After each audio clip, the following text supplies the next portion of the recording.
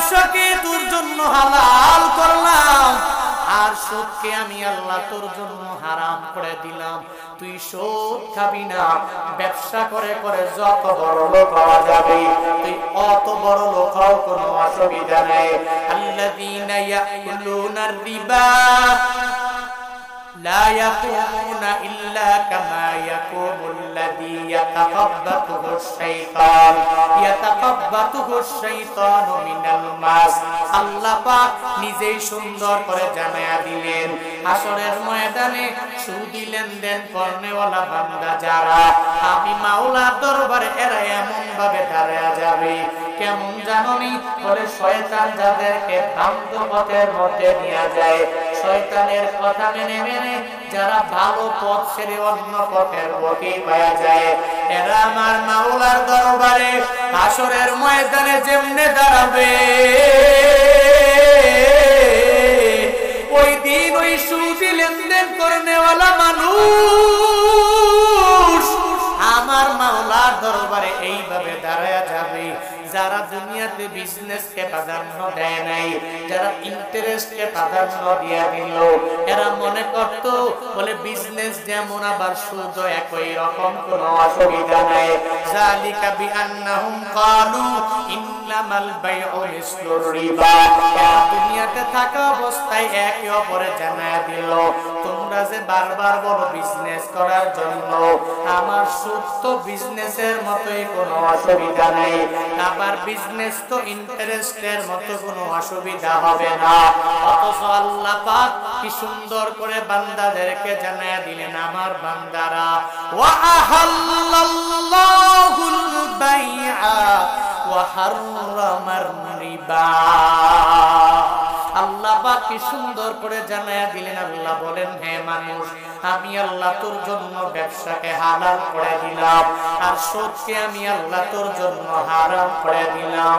হে বান্দা, তুই সুদ লেনদেন করতে পারবা না।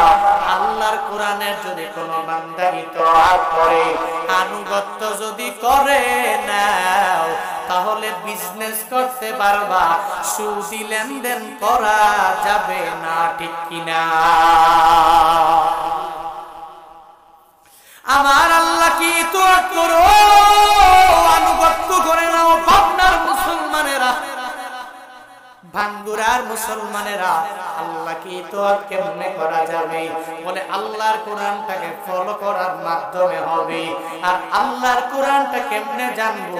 হুজুর, আমি তো কোরআন নিজে পড়তেও পারি না, এই কোরআন দ্বারা নিজের জিন্দেগিটা গঠন করতে পারি নাই। এই যে মল্লিক চক মাদিনাতুল উলুম মাদ্রাসা, ওই কোরআন শিক্ষার মারকাজ, এই মাদ্রাসাগুলোরে তুমি যেই পরিমাণে গুরুত্ব দেওয়া লাগবে, অনেক পরিমাণে ইম্পর্টেন্ট মনে করা লাগবে। এই জায়গায় আল্লাহর কোরআনটাকে হিফজ করে করে ছেলেরা, এরপরে দেশের বিভিন্ন জায়গায় নামাজ পড়ায়, লাহানে জলিয়াদের তেলাওয়াতের মধ্যে হয় না, এদের তেলাওয়াতের মধ্যে লাহানে কফিও হয় না। তুমি আওয়ামী লীগ করো, অথবা বিএনপি করো, অথবা জামাতে ইসলাম করো, যা সৎ বা সৎ যাই করো না কেন, বান্দা তোমার দল ভিন্ন ভিন্ন ভিন্ন ভিন্ন হয়ে যেতে পারে, তোমার লিডার তোমার নেতা বড় হতে পারে রে গোলামেরা, কিন্তু আল্লাহর মাদ্রাসার সাথে এই শত্রুতামি করিও না। এই মাদ্রাসাকে গুরুত্ব দাও। দুনিয়ার লিডারের কথা মেনে মাদ্রাসাকে যদি গুরুত্ব না দাও, আসরের ময়দানে আমার মাওলাকে হিসাব দেওয়া লাগবে। এই যে মাদ্রাসা, এই মাদ্রাসায় তো কোন জায়গায় লিডার হওয়া যাবে, কোন জায়গায় কোন সন্ত্রাস বানানো যাবে, কাকে দুইটা পিটা মারা যাবে, কাকে দুইটা মায়ের দেওয়া যাবে, এই মাদ্রাসায় এটা শিক্ষা দেওয়া হয় না। সেই মাদ্রাসায় আল্লাহর কোরআনের ব্যাপারে শিক্ষা দেওয়া হয়ে গেল। এখানে উলামায়ে কেরামরা কষ্ট করে করে করে করে করে কত রাত নাই দিন নাই পরিশ্রম করে করে তোমার ছেলেগুলোকে এখানে পড়ায়, এই মাদ্রাসার মধ্যে এরা 10 দিয়া দেয় রে বান্দা। কিন্তু তুমি মনে করো তোমার নিজের দল মতভেদ করে করে করে করে মাদ্রাসার উপরে রাগান্বিত হওয়া যাবে না, মাদ্রাসার প্রতি ক্রোধান্বিত পশ্চিম কালেও হওয়া যাবে না। এই মাদ্রাসার প্রতি গুরুত্ব দাও। একদিন তোমার কাজে আসবে রে গোলামেরা, যেদিন তোমার কেউ নাই, কবরের মধ্যে তুমি চলে গেলা, তোমার বন্ধু বান্ধব তোমার পাশে নাই, তোমার কোনো বন্ধু বান্ধবেরা কাছেও ভিড়বে না। একদিন চোখের পানি ফেলায় কান্না করবে, আরো 2 দিন চোখের পানি ফেলায় ফেলায় কান্না করবে। একদিন হঠাৎ করে ওই মাকবারার পাশে গিয়া আর কেউ দাঁড়াবে না। কিন্তু এই মাদ্রাসায় পড়নেওয়ালা ওই তুলাবায়ে ইলমের দিন যারা যারা দ্বীনে ইলম শিক্ষা করে নিল, আল্লাহর কোরআন পড়ে পড়ে হাফেজে কোরআন যারা হয়ে গেল, ওই দিনেরা বলবে আমার এই এলাকার মেম্বার, আমার চেয়ারম্যান, আমার এলাকার বড় লিডারেরা, বড় বড় বড় বড় নেতারা আমাদের মাদ্রাসাকে ভুলে যায় নাই। এরা বিভিন্ন দ্বন্দ্ব করে আমাদের মাদ্রাসায় অনুদান দিতে ভুলে নাই, দান করতে ভুলে নাই। এতিমখানার দিকে তাকাইয়া আমাদেরকে অনেক পরিমাণ হেল্প করলো, সাহায্য করলো, সহযোগিতা করলো। কি ফায়দা হবে? আপনি মদিনাওয়ালা নবীর মাধ্যমে জানায়া দেয়, নবী আমার সুন্দর করে জানায়া দেয়, আমার যে উম্মতরা নিজে কোরআন পড়ার পরে কোরআনটাকে পড়লো, মান করো আল কোরআন ফাস্তাযহারহু ফাহাল্লা হালালাহু ওয়া হাররামা হারামাহু আদখালাহুল্লাহুল জান্নাহ ওয়া শাফাআহু ফি আশরাতিন মিন আহলি বাইতিহি কুল্লুহুম কদ ওয়াজাবাত লাহুমুন নার। মদিনাওয়ালা নবী বলেন, আমার যে উম্মতেরা নিজে নিজে কোরআন তিলাওয়াত করে করে শিখে নিল, ফাস্তাযহারহু, এবার তার ব্যাখ্যা বিশ্লেষণ সুন্দরভাবে শিখে নিয়া আল্লাহ হালালাহু, হালালটাকে হালাল মেনে মেনে চললো, ওয়া হারামা হারামাহু, আর হারাম যেটা ওই হারামটাকে হারাম মেনে চললো, আদখালাহুল্লাহুল জান্নাহ, আল্লাহ হাশরের ময়দানে ডেকে ডেকে বলবে, ও ভাঙ্গুরার হাফেজে কোরআন আসো, তুই এত কষ্ট করে করে দুনিয়ার কোন মানুষের কথা মানো নাই, বেতন কম হওয়ার পরেও মাদ্রাসায় পড়াকে গুরুত্ব দিয়ে দিল।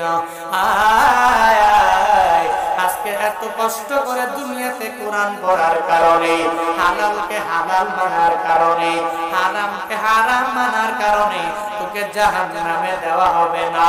আল্লাহ ওই আলেমটারে ধরে ধরে ধরে ধরে বলবে, আজকে তুই জাহান্নামে যাবি না, আমার জান্নাতের দরওয়াজা খোলা, ওই জান্নাতে ঢুকে যা।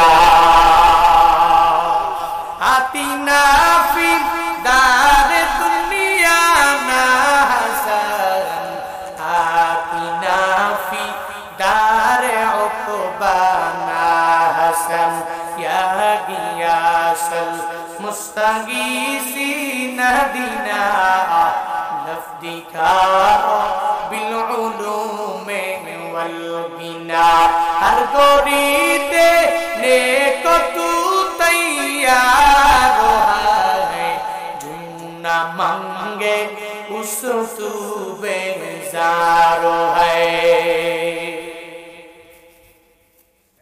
আল্লাহ ওই দিন ওই হাফেজে কোরআন বান্দাকে বলবে, তুই জান্নাতে ঢুকে যাও, জান্নাতে ঢুকে যাও। তখন হাফেজে কোরআন বলবে, আমি আল্লাহ জান্নাতে যাব না, জান্নাতে যেতেও চাই না। কেন হাফেজে কোরআন, কেন জান্নাতে যেতে চাও না? তখন আল্লাহ যখন প্রশ্ন করবে, কেন তুই জান্নাতে যেতে চাও না, হাফেজে কোরআন ডাইকা ডাইকা জানাবে, আল্লাহ আমি বাঙ্গুরার এই মল্লিক চক মাদ্রাসার মধ্যে আমি পড়লাম, আমার এলাকার লোকেরা, আমার মা নাই, বাবা নাই, আমার কেউ নাই, আমি অনেক কষ্ট করে করে মাদ্রাসায় পড়লাম, এত কষ্ট করে করে আমি এতিম হয়ে মাদ্রাসায় পড়েছি, এলাকার মানুষেরা আমাকে ভুলে নাই, ভুলে নাই, ভুলে নাই। আমার খোঁজখবর নিতে এরা বলে নাই। ও আল্লাহ, এরা যেহেতু বললো না আজকে হাসরের ময়দানে আমি একা একা জান্নাতে যাব, এটা হতে পারে না, পারে না, পারে না, পারে না। এই বান্দাগুলো জাহান্নামে যাবে, আমি একা একা জান্নাতে চলে যাব, এটা কোশ্চিনকালও আমার দ্বারা পসিবল হবে না। নবী আমার বলেন ওয়াশফাআহু মিন ফি আশরাতিন মিন আহলি বাইতিহি, তার আহলে বাইত থেকে 10 জনকে সুপারিশ করার জন্য আল্লাহ আদেশ দিয়ে দিবে, আল্লাহ অনুমতি দিয়ে দিবে। আল্লাহ ওই দিন বলবে হাফেজে কোরআন যাও যাও, তোমার আহলে স্বজন আত্মীয় স্বজন থেকে 10 জনকে বের করে নাও। ওয়াজাবাত লাহুমুন নার, যাদের উপরে জাহান্নামের আগুনটা ওয়াজিব হয়ে গেল, এদেরকে ওই জাহান্নামের আগুন থেকে ধরে ধরে ধরে এরপরে তুমি জান্নাতের মধ্যে ঢুকায়া দাও। সুবহানাল্লাহ পড়বেন না? আর ওজনে পড়বেন না? এদের জন্য জাহান্নাম ওয়াজিব হয়ে গেছে, একদম ওয়াজিব, জাহান্নামে ঢুকে গেছে, ঢুকে যাবে। এই ওয়াজিব হলে ওয়ালা জাহান্নামী ব্যক্তিদেরকে আল্লাহ পাক ওই দিন হাফেজে কোরআনকে বলবে, হে হাফেজ, হে আলেম, তুই এত কষ্ট করেছো, ঠিক আছে দাঁড়াও, তুমি একা কেন জান্নাতে যাবা? তোমার 10 জন আত্মীয় স্বজনকে নিয়ে যারা জাহান্নামী, এদেরকে ধরে ধরে জান্নাতে ঢুকে দেবে। এজন্য এই ছেলেটিকে মাদ্রাসায় পড়াইলে তোমার ফায়দা হয়ে যাবে। আল্লাহর কোরআনটারে মুখস্থ করতে পারবে, ওই কোরআন দ্বারা নিজের জিন্দেগিটা গঠন করতে পারবে। হে পাবনা বাঙ্গুরার মুসলমানেরা, ছেলেটারে কোরআনের সাথে সম্পর্ক লাগায়া দাও। নিজে পড়তে পারো নাই, একটা ছেলেরে তুমি পড়াও। নিজে পড়তে পারো নাই, একটা মেয়ের মাদ্রাসার মধ্যে দিয়া দাও। আল্লাহর কোরআনের প্রেম অন্তরের মধ্যে ঢুকায়া দাও। আমি প্রায় জায়গায় গেলে এই মাদ্রাসার বয়ানগুলোতে আমি বলি, আর প্রায় জায়গায় মাদ্রাসার ব্যাপারে ইন্সপায়ার করার জন্য একটা ঘটনা আমি প্রায় জায়গায় গেলে বলার চেষ্টা করি। আমার নিজের চোখের দেখার এক ঘটনা। গত বছরে আমার এক প্রোগ্রাম ছিল কুড়িগ্রামের নাগেশ্বরী উপজেলা। ওই জায়গায় বয়ানে যাওয়ার পরে মাদ্রাসার বয়ানে আমাকে দেওয়া হবে, প্রথম বক্তার বয়ান আমি করব। আমি যখন বয়ানের মধ্যে বসে পড়লাম, একটু করে বয়ান আরম্ভ করে দিব। আজকেও মল্লিক চক মাদ্রাসা, এই মাদ্রাসা থেকে 2 জনকে পাগড়ি দেওয়া হলো। এরকম 6 জন হাফেজে কোরআন পাগড়ি দিয়ে দিব। একজনের মাথার মধ্যে পাগড়ি ঘুরাইলাম, তার মুখের মধ্যে হাসি পেয়ে গেলাম। আবার বয়ানে ওঠার আগেই সভাপতি সাহেব তার মাইকটা হাতের মধ্যে লইয়া এক এক করে বলতে লাগলো, হুজুর মাদ্রাসার হিসাব আমি এক এক করে দিয়ে দিলাম এই মাদ্রাসার জন্য। আমি অনেক পরিমাণ পরিশ্রম করে অনেক শ্রম দিয়ে দেই। আপনি 6 জন হাফেজে কোরআনের মাথায় পাগড়ি দিয়ে দিলেন। এদের মাঝে 5 জনের মাও আছে, বাবাও আছে। 6 নাম্বার যার মাথার মধ্যে পাগড়ি দিয়ে দিবেন, ওর মা নাই, তার বাবা হয়ে গেলাম আমি। আমি নিজে বিয়া করি নাই, আমি তাকে অনেক যত্ন করে করে করে হাফেজে কোরআন এই জায়গায় বানালাম। এই কথা বলে যখন আমি পাগড়ি মাথার মধ্যে ঘুরাইতে লাগলাম, একজনের মাথার মধ্যে পাগড়ি ঘুরালাম, দেখলাম তার চোখের মধ্যে হাসির কোনো অভাব নাই, তার পুরা চেহারার মধ্যে হাসির কোনো অভাব নাই। 2 জন এভাবে চলে গেল, 3 জন চলে গেল, 4 জন চলে গেল, 5 জন চলে গেল। যাদের মাথার মধ্যে পাগড়ি ঘুরালাম, এদের চোখে মুখে হাসির কোনো অভাব নাই, এরা সবাই চলে গেল। কিন্তু লাস্ট নাম্বারে আমি যার মাথার মধ্যে পাগড়ি দিয়ে দিব, তার মুখেও হাসি নাই, তার চোখের মধ্যে কোনো হাসি আমি দেখতে পাই না।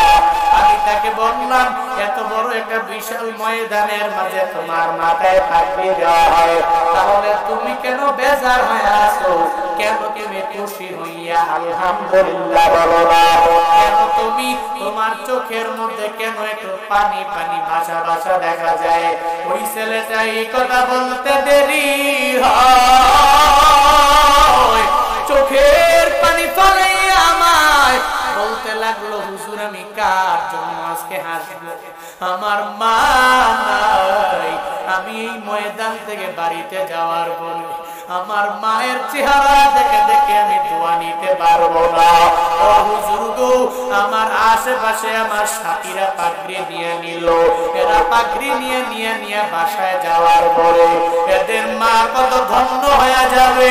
ওই মা এদেরকে বলবে সন্তান আমার বুকের মধ্যে আসো। ওই সন্তানগুলোর কপালের মধ্যে চুমু খাইয়া খাইয়া ওই মায়েরা এত পরিমাণ কষ্ট করে করে সন্তানটারে পড়াইয়া এদের জন্য দোয়া করবে। হুজুর আমি বাড়িতে যাওয়ার পরে আমার মায়েরে পাবো না, আমি কার জন্য যায় বলবো আমি হাফেজে কোরআন হয়েছি? হুজুর আমার মা আমাকে গর্বে নিয়ে এত পরিমাণ কষ্ট করেছে। আমার মা এত কষ্ট করার পরেও আজকে হাফেজে কোরআন আমি হয়ে গেলাম। আমার মা জীবদ্দশায় দেখতে পারে নাই। ছোট্ট একটা বাচ্চা চোখের পানি পালাইয়া মায়ের জন্য কিভাবে কান্না করে। যেই মায়েরা আছে, যেই বাবারা আছেন, আপনার সন্তান যদি এভাবে কান্না করে তাহলে কি পরিমাণ মনটা আপনার পাগল করা হয়ে যায়। ওই ছেলেটা বলে হুজুর যেহেতু আমার মা দুনিয়ার মাঝে নাই, আজকে সারাদিন আমি চেষ্টা করার পরেও আমার চোখ দিয়ে আমি হাসি আনতে পারি নাই, আমার মুখের মধ্যে কোনো হাসি আমি আনতে পারি নাই। আমি বারবার আমার মায়ের মাকবারার সামনে আমি দৌড়াইয়া যাই আর আমার মায়ের মাকবারার সামনে দাঁড়ায়া আমার মায়ের জন্য আমি দোয়া করে দেই। হুজুর বয়ান শেষ করে আপনিও আমার সাথে সঙ্গে আমার মায়ের মাকবারার সামনে দাঁড়াবেন আর ওই জায়গায় দাঁড়াইয়া আমার মায়ের জন্য একটু দোয়া করে দিবেন। আমি ওয়াদাবদ্ধ হলাম আজকে বয়ান শেষ করার পরে আমি তোমার মায়ের মাকবারার সামনে যাব আর ওই জায়গায় দাঁড়াইয়া আমি তোমার মায়ের জন্য দোয়া করে দিব। বয়ান শেষ হয়ে গেল, আমি হাফেজে কোরআনটার সঙ্গে লইয়া ওই মায়ের মাকবারার সামনে গিয়া যখন দাঁড়ায় গেলাম, আমি এক এক করে সূরা ফাতিহা ইখলাস পড়লাম, সূরা তাকাসুর আমি তিলাওয়াত করলাম।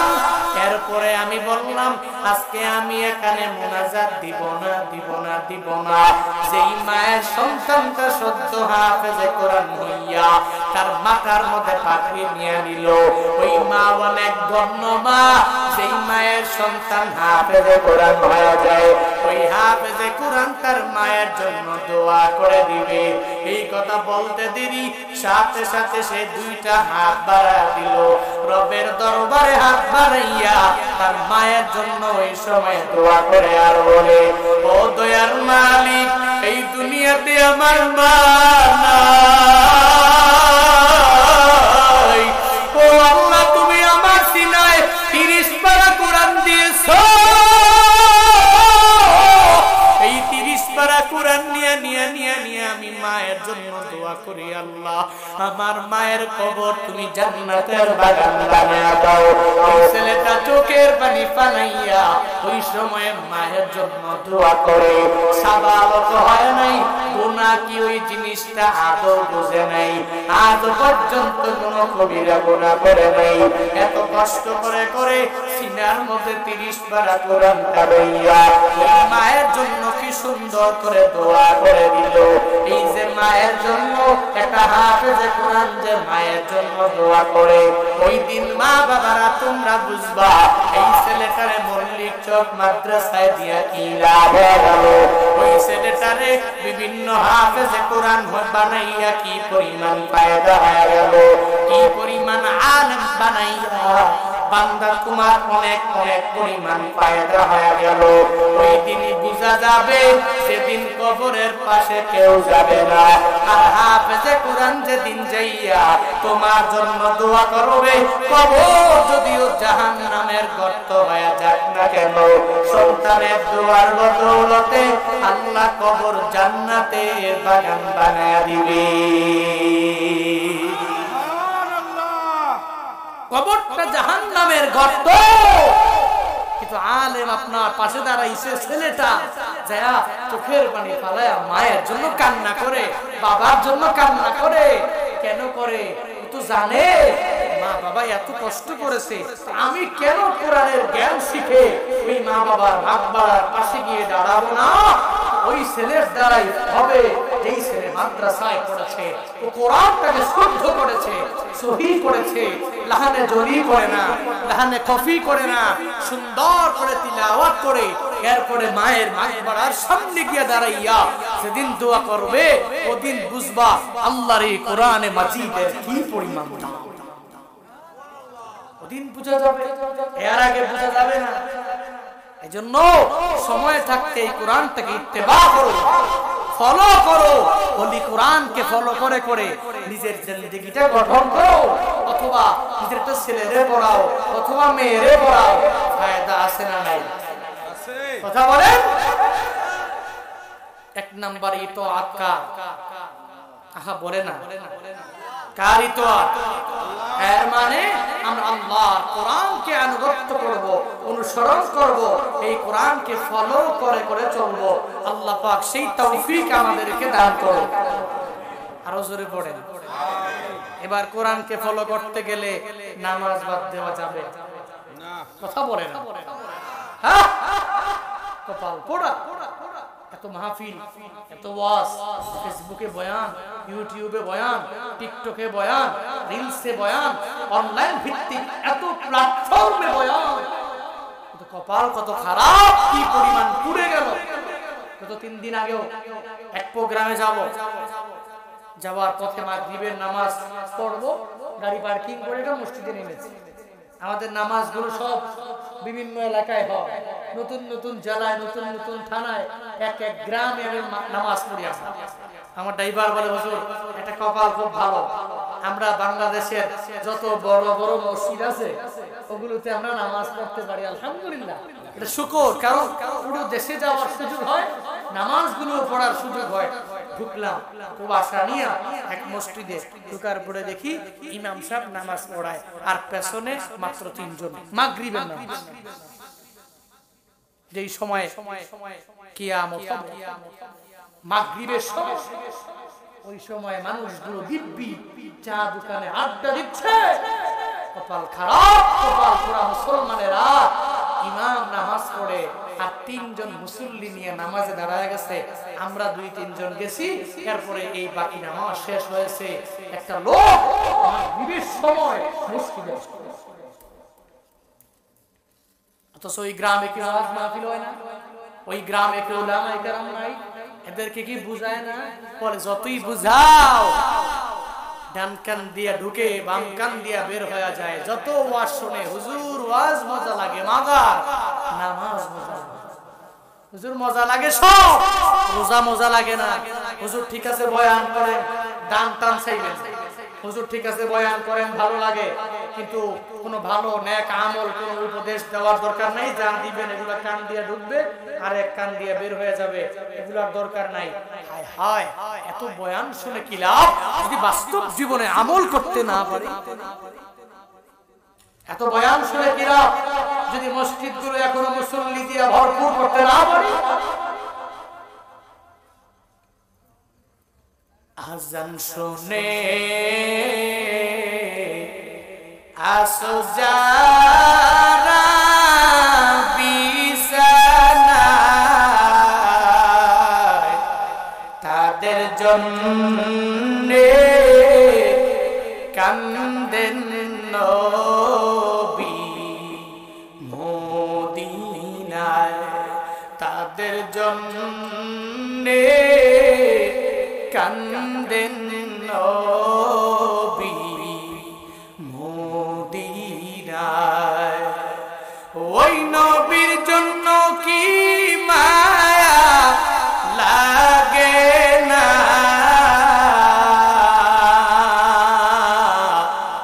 হায়রে উম্মাত নামাজ কেনে পড়ো না?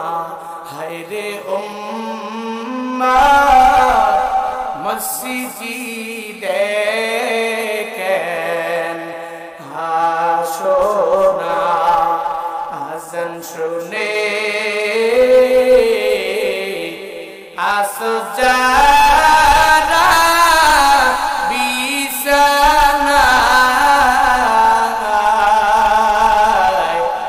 তাদের জন্যে কান্দেন নবী মদিনায় তাদের জন্যে কান্দেন নবী মদিনায়। নবী কান্দে না? এত কষ্ট করে নামাজ দিয়ে গেলেন, অটোমেটিক্যালি নামাজ চলে আসছে। কথা বলো না কেন? এমনি পায়া গেছেন, অটোমেটিক আসে। এই ফজর, এই যোহর, এই আসর, এই মাগরিব, এই এশা নবী আনতে গিয়া তায়েফের ময়দানে মাইর খেয়েছে।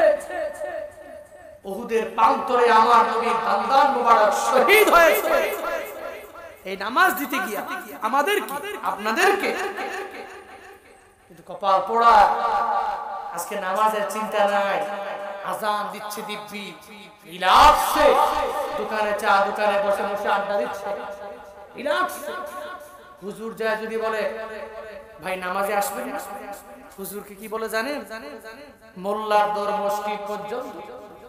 আপনি যান, আপনার নামাজ আপনার কবর, আপনার আমার কবর আমার। এরকম নাস্তিকবাদী কথাবার্তা কিছু ব্যক্তি বলে কি বলে না, বলে কি বলে না। দেখবেন ছোট্ট একটা বাচ্চা হাফেজে কোরআন, ছোট্ট মানুষ, সে মাঝে মাঝে এলাকায় ঘোরাফেরা করে, ওর উপরে নামাজ ফরজ হয় না। এলাকার কিছু ব্যক্তিরা দেখলেই দেখবেন বলে কি হুজুর তোমার নামাজ কই? দেখবেন এই ছোট্ট ছেলেকে হেওয়া প্রতিপন্ন করার জন্য কি হুজুর তোমার নামাজ কই? তোমার নামাজ কই? এই ছেলের উপরে এখনো নামাজ ফরজ হয় না। সে পড়লে পড়বে, না পড়লে নাই।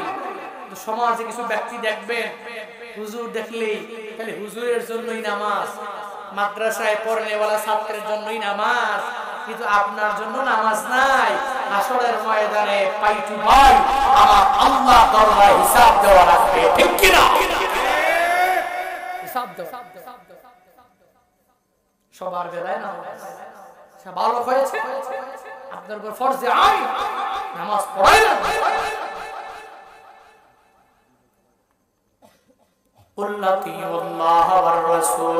আল্লাহ পাক জানায়া দিলেন নবী আমার, নবী উম্মতের জানায়া দেন এরা এক নম্বরে আমি আল্লাহর ইতাআত করবে, আর দুই নম্বরে নবীর সুন্নতের উপরে এরা আমল করবে। এক নম্বরে ইতাআত কার? জোরে বলে, এক আল্লাহর ইতাআত করবে, দুই নম্বরে নবীর সুন্নতের উপরে আমল করবে। কেমনে করবে? দাড়িগুলো কি কাইটা না রাইখা? দাড়ি লম্বা করে নবীর সুন্নতের উপরে আমল করা লাগবে। চুলের মধ্যে রোনাল্ডোর কাটিং দিয়া, এমবাপ্পের কাটিং দিয়া, মেসি নেইমারের কাটিং দিয়া নবীর সুন্নতের আমল হবে। হবে নি? এই যে কয়েকদিন ফেসবুকে একটা ভাইরাল দেখতেছি, বারবার সামনে আসে, তোমার চুলের কাটিং কি? এমবাপ্পে ওর বাপ দিছে কাটিং, চুলের কাটিং, এমবাপ্পের কাটিং দেয়। অথচ নবীর সুন্নাত পালন করতে গিয়ে যদি চুলটা কাটে, তাহলে প্রতিটা সময় একটা সুন্নতের ফায়দা অটোমেটিক্যালি তার আমলনামায় জড়ো হয়। কিন্তু ও নিয়ত করে এই কাটিং মেসি, ও নিয়ত করে এই কাটিং নেইমারে, অনিয়ত করে এই কাটিং এমবাপ্পে, অনিয়ত করে নে এই কাটিং আমার দেশের অনেক খেলোয়াড়ের, আমার পুরা মাথার কাটিংটা হয়ে যাবে খেলোয়াড়দের মতো। এই চিন্তা নিয়ে নিয়ে সেলুনের মধ্যে দৌড়ায়, আর যা বলে ও সেলুনওয়ালা কত টাকা লাগবে না, আর চুলে যত সুন্দর করে কাটিং দিতে বলবো ওই ছেলের মতো দিয়ে দাও, ওই নায়কের মতো দিয়ে দাও, ওই খেলোয়াড়ের মতো দিয়ে দাও, ওই প্লেয়ারের মতো তুমি দিয়ে দাও।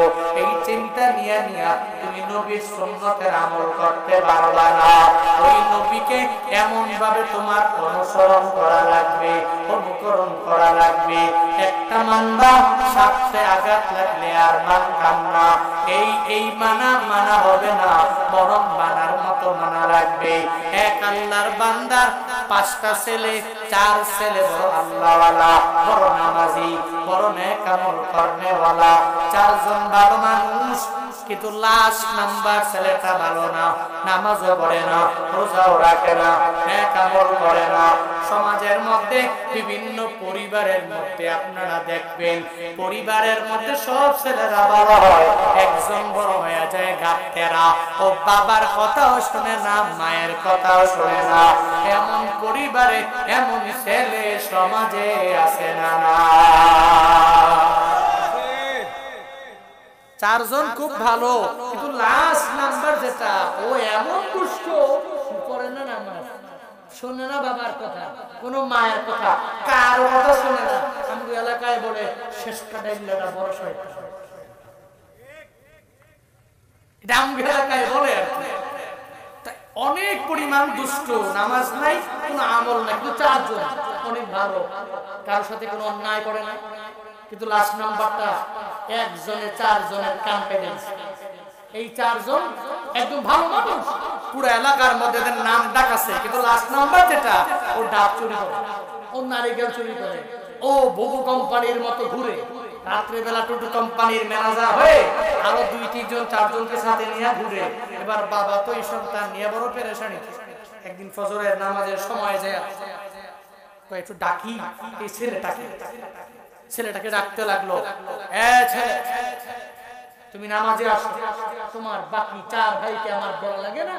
ও অটোমেটিক্যালি নামাজে যায়, তুমি কেন আসো না? তাকে একবার ডাক দিল, 2 বার ডাক দিল, 3 বার ডাক দেওয়ার পরে মাথা তো গরম, ঘুমাইছে তো, আজান দিছে 4:45, 4:50, আজান দিছে এই সময়, ঘুমাইছে 4টায়। এবার দেখেন মাথা কি গরম, এই বাবা এত বড় সাহস, ছোটবেলা কি করছো না করছো সব কয়ে দিল, কত নামাজি ছিল। এরকম কথা কিছু ছেলে ফেলে বলে, কি বলে, কথা বলে না, এত ট্যাকটিক করে ঘুরে গেছেন যে আপনার নামাজ লাগবে, আমি আপনার বেশি হলে পড়বো, এরকম কথা বলে। তাকে বলে দিল, বাবা কই খাইছে, ওর তো নিয়ত ভালো, ইজ্জত সব কাম সার করে দিল, চলে গেল। নামাজে গিয়ে আল্লাহর কাছে দোয়া করতে লাগলো। ফজরের নামাজ পড়ে দেখবেন আমাদের এলাকার মুরব্বিরা এক মুসল্লায় বসে, ওই জায়গায় বিভিন্ন আজকার ও সাবাহ যেগুলো আছে এগুলো পড়ে, জিকির, আজকার, তাসবিহ, তাহলিল এক জায়গায় বসে বসে করছে। এরপরে একটু পড়ে হঠাৎ করে দেখা যায় মসজিদের দরজা কি যেন নাড়ছে, পিছনে তাকায়া দেখে তার লাস্ট নাম্বার ছেলেটা, যাকে দড়ি দিয়া বাইধাও মসজিদে আনা যায় না, ও মসজিদে ঢুকছে। কি অবস্থা, কাহিনী কি? আমার ছেলে এত ভালো হয়ে যাবে, এটা তো আমি নিজে অন্তত পক্ষে বিশ্বাস করতে পারবো না। ওকে ডেকে আসলাম, ও আসে না, চলে আসলে আসার পরে এসে বাবার পাশে বসছে। কি করেন বাবা? তাসবিহটা আমার হাতে দে, খাইছি। অবস্থা তো পুরো গরম, মনে হয় আল্লাহর ওলি হয়ে গেছে। তাসবিহ হাতের মধ্যে লয়া এবার বাবাকে সামনে রেখে বলছে, বাবা আমি আপনাকে মানি, আমি আপনাকে মানি, আমি আপনাকে মানি, আমি আপনাকে মানি, আমি আপনাকে মানি। তাসবিহ পড়তেছে আর বাবার কাছে বলতেছে, বাবা তো মোটামুটি কই খাইছে, এত বড় আল্লাহ বলা আমার ছেলে হইছে, হে বলে আমারে মানে, এতদিন পর্যন্ত আমার একটা কথাও মানে না, এখন সে আমাকে মানে, আলহামদুলিল্লাহ। এবার ছেলেকে বলতেছে, তুমি যেহেতু আমাকে মানো, আগামীকাল থেকে এই ঠান্ডার মধ্যে ফজরের পরে এই শিশিরের মধ্যে দিয়ে কুয়াশার মধ্যে গরুর জন্য ঘাস কাটা আমার জন্য বড় কষ্টকর। আগামীকাল থেকে এই রুটিন এবং এই দায়িত্ব আমি তোমাকে দিলাম, কন্টিনিউ আমার কাজটা তুমি করবে, তুমি আমাকে মানো, আমাকে যেহেতু মানো এই কাজ তোমার করা লাগবে। বাবা দাঁড়ান, তাসবিহটা আবার দেন, তাসবিহটা আবার হাতে নেয়া, আমি তোমাকে মানি, আমি তোমাকে মানি, আমি তোমাকে মানি। আরে এটা তো আমি শুনলামই, তুমি মানো দেখেই তো আমি তোমাকে বললাম যে তুমি কালকে থেকে কন্টিনিউ আমার কাজ তুমি করবা, এজন্যই তো বললাম। দাঁড়ান বাবা, আমি আপনাকে মানি ঠিকই, তবে ঘাস তুললা মানন লাগলে ওই মানা মানি না। মানা কি হইছে? ভাঙ্গুরার মুসলমানেরা, মল্লিক চোখের মানুষেরা মানা হইছে? কথা বলো না কেন? হ্যাঁ, মানা যেরকম হয় নাই, নবীর সুন্নতের উপরে আমি আমল করতে পারি নাই। নবীরে মানি মানি মানি মানি সারা জীবন আহলুস সুন্নাত ওয়াল জামাতের ব্যানার টানাইয়া যদি আগায়া যাও, আর যদি নবীরে বলো নবী তোমারে মানি, নবী তোমারে মানি, নবী তোমারে মানি, হবে না, হবে না। নবীরে মানতে গেলে নবীর সুন্নতের আমল করে নাও, নবীর সুন্নতের আমলটা কন্টিনিউ করে নাও, তাহলে আমার নবীকে মানা হয়ে যাবে। বলে নবীকে ভালোবাসতে যেভাবে সাহাবায়ে কেরামরা, এদের মতো আমার নবীরে ভালোবাসা দেখায়া দাও। এরা মৌখিক ভাবে বলে নাই ও নবী আমি আপনারে ভালোবাসি, নিজের জবান দিয়া শুধুমাত্র বলে নাই। ওই যে হযরত হামজালা, যার কামটা নাই যে জানে না, সেই হামজালার কাহিনী শুনে শুনে শুনে শুনে চোখের পানি ফেলায় কান্না করেছে অনেকেই। সেই হামজালা আমার নবীকে শুধু জবান দিয়া ভালোবাসে এমন না, নিজের জীবনের চাইতে কি পরিমাণ ভালোবেসে ফেললো।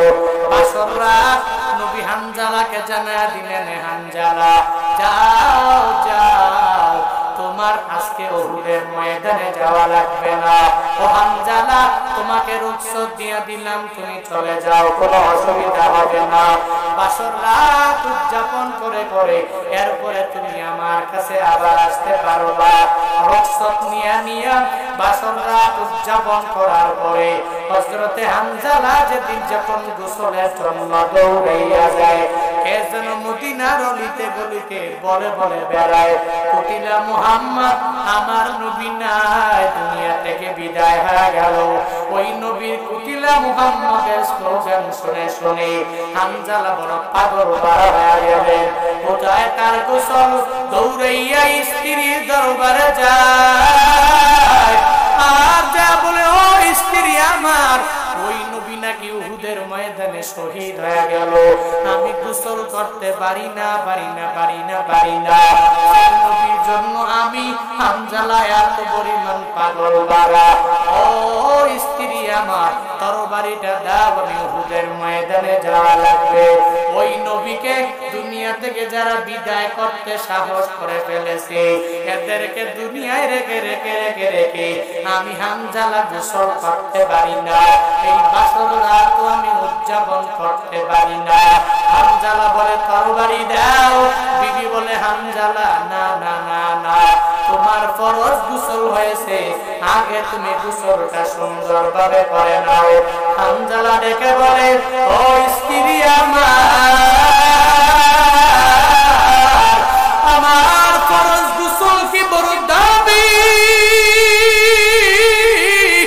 আমার নবী দুনিয়ায় নাই, ওই নবী না থাকলে আমার গোসল দিয়া কি হবে? আমার তরবারিটা তুমি আমাকে দিয়ে দাও, এই তরবারি নিয়ে নিয়ে নিয়ে নিয়ে আমি কাফেরদের বিরুদ্ধে যুদ্ধ করা লাগবে।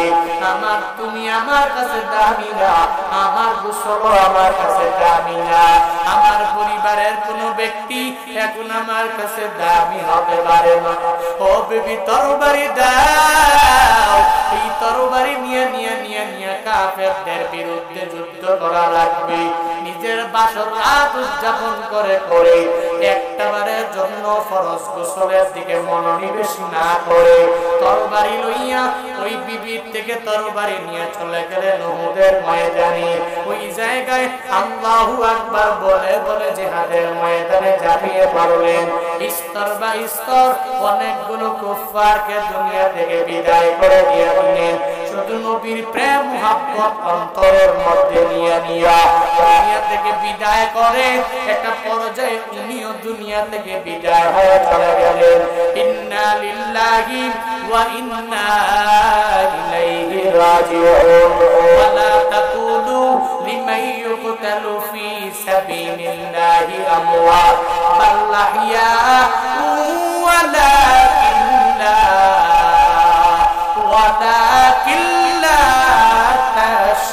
তাশউরুন।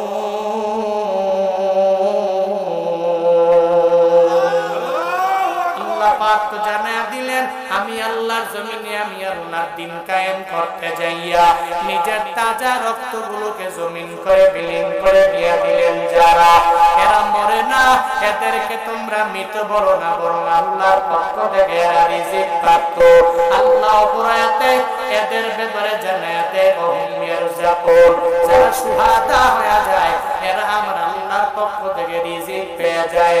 আমার আল্লাহ জানায়া দিলেন তোমরা এদের মৃত বলো না, এরা আমি আল্লাহর কাছে জীবিত। এরা কি পরিমাণ জীবিত জানো জানো জানো?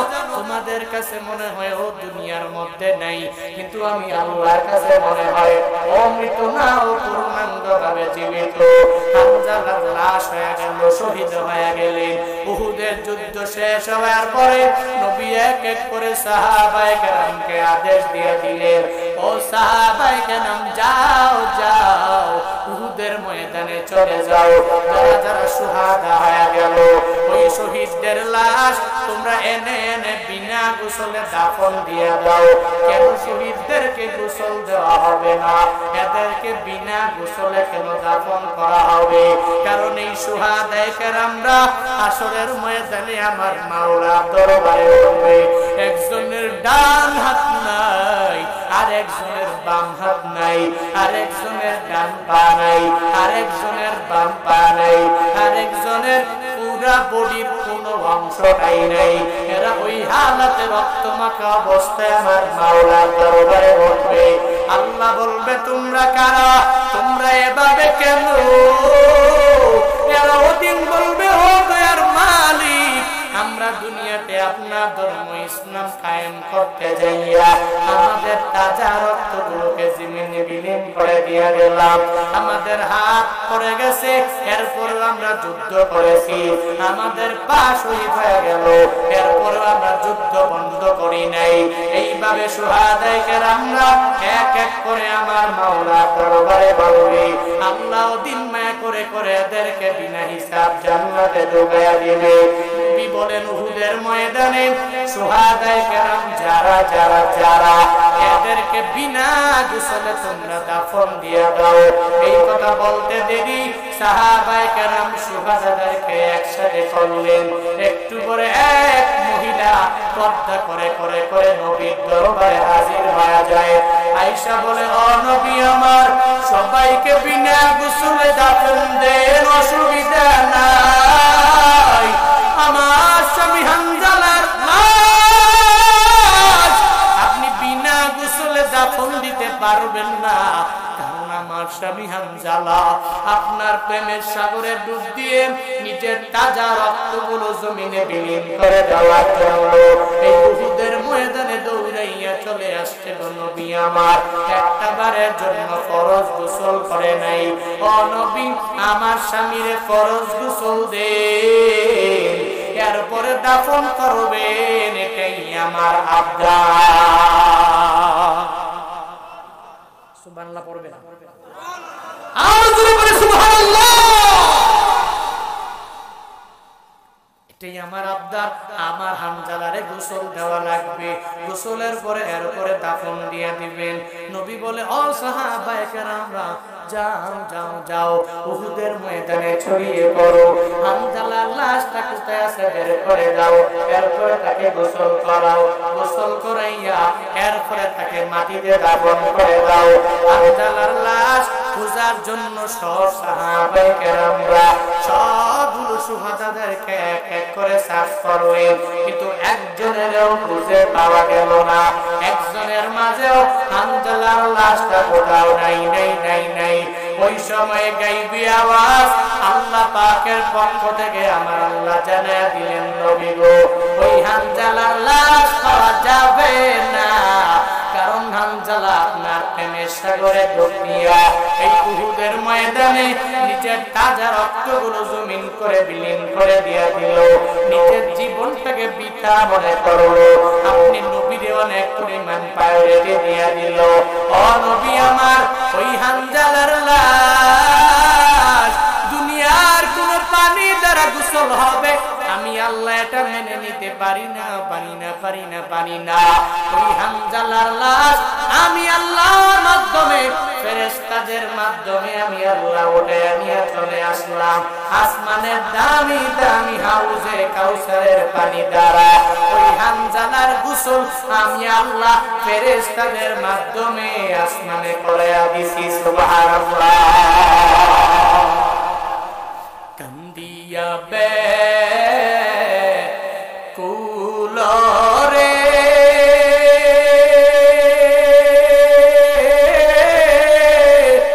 হানজালা শহীদ রে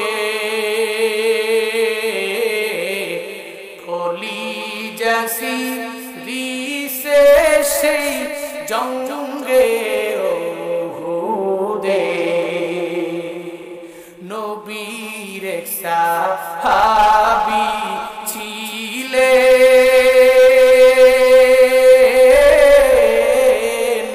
হানজালা নামেতে তিনি শহীদ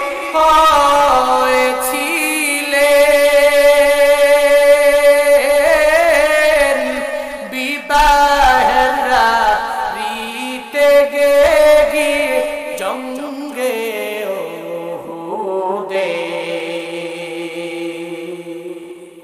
বিয়ের রাতে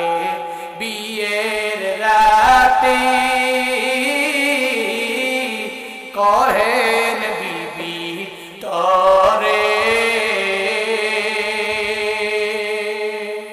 বিয়ের রাত রে দাও গো আমি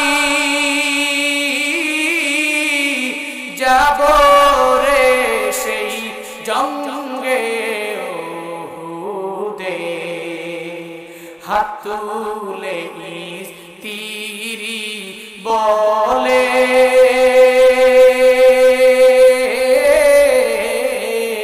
মাওলারি দরবারে বিয়ের রাতে নব স্বামী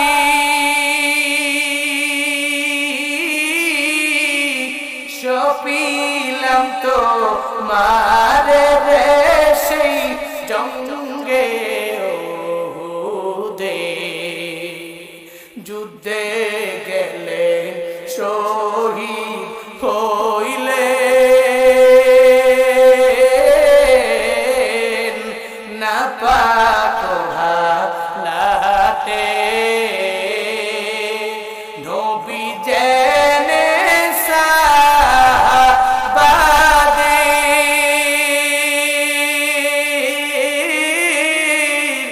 গোসল দিতে বলে রে সেই জঙ্গে ওহুদে অমনি গাইবি আওয়াজ নবীজি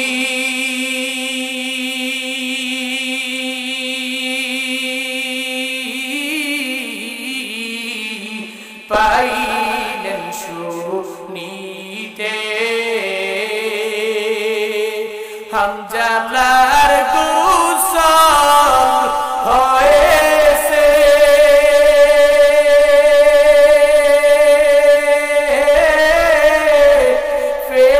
ফেরেশতাদের হাতে রে জান্নাতের পানিতে কান্দিয়া বে কুলরে হানজালা শহীদ রে কলিজা সিরিসে সেই জঙ্গে ওহুদে কলিজা সিরিসে সেই জঙ্গে ওহুদে কলিজা সিরিসে সেই জঙ্গে ওহুদে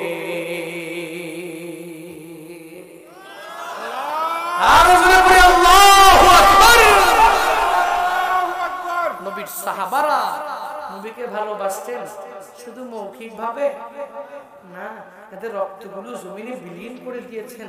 নবীর প্রেম সাগরে এরা নিজেকে ডুব দেওয়াইছেন, নিজের জিন্দেগিটাকে বিলীন করে দিয়েছেন, নিজের জীবন থেকে প্রায়োরিটি দেয় না, নবীর ভালোবাসাকে এরা প্রায়োরিটি দিয়েছেন। বলে যুগে যুগে যত সাহাবায়ে কেরামরা ওই সময়ে ছিল, যুগে যুগে আজও এরা দুনিয়াতে বেঁচে আছে কেমনে? মানুষের অন্তরে, মানুষের দিলে আজও সেই হানজালা মানুষের দিলে বেঁচে আছে।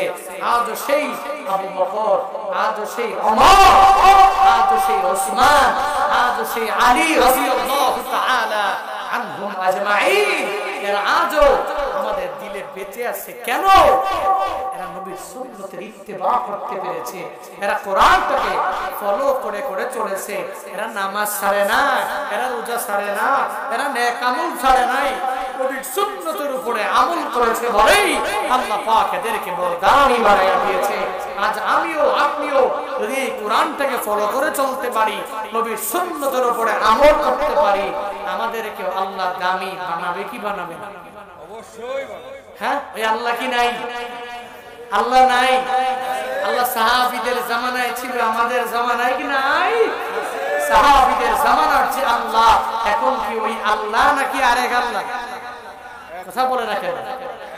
সাহাবাদের জামানার এই যে কোরআন, এই কোরআনের মধ্যে যতগুলো বাণী, এগুলা সাহাবীদের জিন্দেগিতে ছিল, আমগো জিন্দেগিতে আইসা কিছু পরিবর্তন হয়ে গেছে নাকি?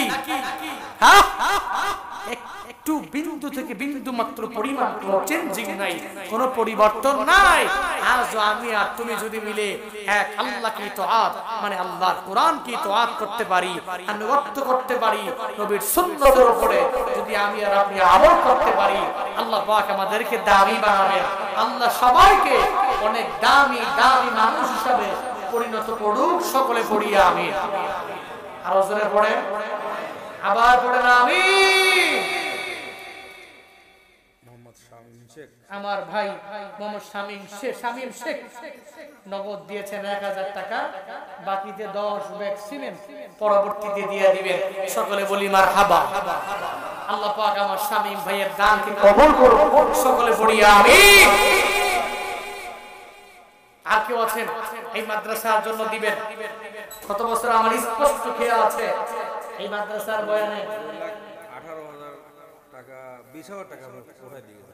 মাশাআল্লাহ, কত বছর আলহামদুলিল্লাহ অনেক টাকা উঠেছে। অনেক মানুষ আমার হাতে দিয়েছিলেন। হ্যাঁ, কি নাম? মোহাম্মদ কাউসার আলী ভাই নগদ দিয়েছেন 1000 টাকা, বাকিতে 5 বস্তা সিমেন্ট। আল্লাহ পাক কবুল করে।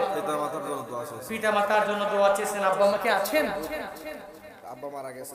আব্বা মারা গেছেন, মাদ্রাসার সভাপতি ছিলেন। আব্বা মারা গেছেন, আল্লাহ পাক আব্বার কবরটাকে জান্নাতের বাগান বানায় দেন। সকলে পড়ি আমিন। এরপর কে আছেন এই মাদ্রাসার নামে? হুজুর মাদ্রাসায় নিজে পড়তে পারি নাই, আমি দিব। কে আছেন? গত বছর আমি আস্তায় এক লিচুর বাগান পেয়েছিলাম, মনে আছে? আমার স্পষ্ট খেয়াল আছে। আজকেও লিচুর বাগান পেয়ে যাবেন। কি নাম? ফরিদ শেখ ভাই কত দিয়েছেন? 945 টাকা দিয়েছেন। আল্লাহ পাক ওনার নগদ এই দানকে কবুল করুন। সকলে পড়ি আমিন। সামন থেকে 1000 টাকা 2000 টাকা দিবেন। আমি মুসাফির, আপনাদের জন্য দোয়া করব। আবু সাইদ ভাই নগদ 6 বস্তা সিমেন্ট 500 টাকা দিয়েছেন। নগদ 6 বস্তা সিমেন্ট আল্লাহ পাক কবুল করে। সকলে পড়ি আমিন। আমরা উঠাউঠি না করি ভাই, একদম দোয়া দিয়ে বাসায় যাব ইনশাআল্লাহ। মাসদার আলী ভাই দিয়েছেন কত? 220 টাকা। আল্লাহ পাক কবুল করুন। সকলে পড়ি আমিন। মহিরউদ্দিন ভাই দিয়েছেন নগদ 1000 টাকা। আল্লাহ পাক কবুল করুন। সকলে পড়ি আমিন। 100 টাকা নগদ। সুলাইমান ভাই 100 টাকা নগদ দিয়েছেন। 1000 টাকা বাকি। আর 1000 টাকা বাকি। আল্লাহ পাক কবুল করুন। সকলে পড়ি আমিন। এরপর কি আছেন সামন থেকে? সামন থেকে কেউ নাই? সামন থেকে দেওয়ার মতো অনেক বড় বড় দানবীর আছে যারা অনেক দান করে। মাদ্রাসার ছাত্র তামিমের আব্বু ভরতপুর থেকে এসেছেন, উনি দিয়েছেন নগদ 1000 টাকা। আল্লাহ পাক কবুল করুন। ছেলেকে পূর্ণাঙ্গ হাফেজে কোরআন বানায় দেন। পড়েন আমিন। আর কে? আজমত হাজি দিয়েছেন 500 টাকা। আল্লাহ পাক কবুল করুন, সকলে পড়ি আমিন। আল্লাহ পাক আরো বেশি বেশি হজ করার তৌফিক দান। শাহাদাত হোসেন 100 টাকা নগদ আজমন দান। শাহাদাত হোসেন ভাই দিয়েছেন 100 টাকা নগদ আজমন দান। আল্লাহ কবুল করুন। এরপর কে?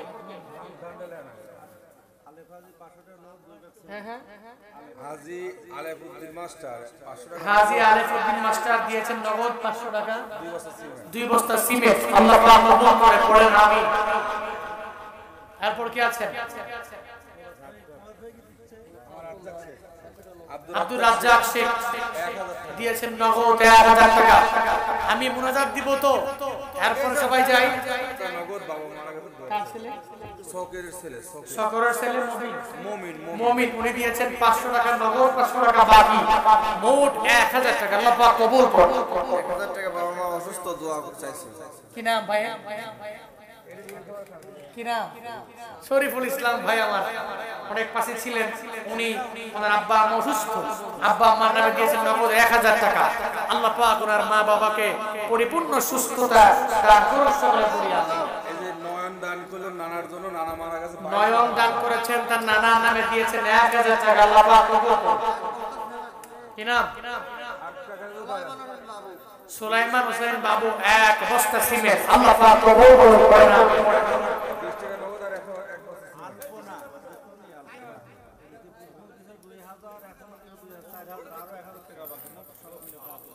টুনি ওই যে আগেও টাকা দিছে, মোট 5000 টাকা দিল আর কি নগদ।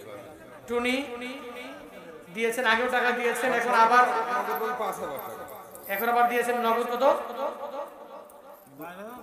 4000 নগদ 1000 টাকা বাকি। হ্যাঁ, 4000 নগদ, 1000 টাকা বাকি, মোট 5000 টাকা। আল্লাহ পাক কবুল করে, সকলে পড়ি আমিন। এরপর কি? সাহেব আলী পূর্বপাড়া সাহেব আলী 1100 টাকা বাকি। সাহেব আলী পূর্বপাড়া কত নগদ, কত বাকি? 100 টাকা নগদ, 1100 বাকি। আল্লাহ পাক কবুল করে, সকলে পড়ি আমিন। আমার এক বিয়ে উমরায় যাবে, দোয়া করে দিন। মিন্টু ভাইয়ের বেয়াই উমরায় যাবে, উনি দিয়েছেন 100। আল্লাহ পাক ওনার উমরাকে কবুল করে, পড়েন আমিন। সহিহ সালামতে উমরায় যাওয়ার তৌফিক দান।